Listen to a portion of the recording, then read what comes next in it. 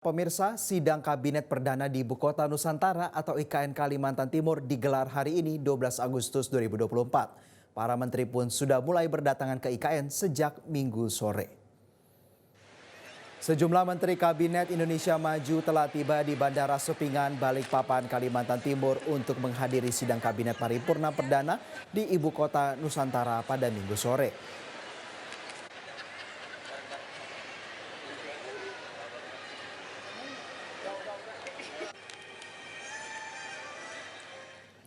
Menteri Sekretaris Negara Pratikno menyampaikan agenda sidang kabinet pertama di IKN secara umum akan membahas perencanaan program pemerintah tahun depan dan evaluasi tahun ini.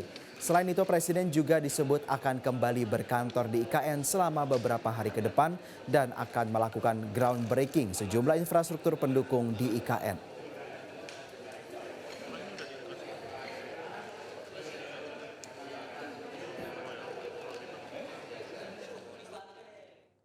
Informasi. Download Metro TV Extend sekarang.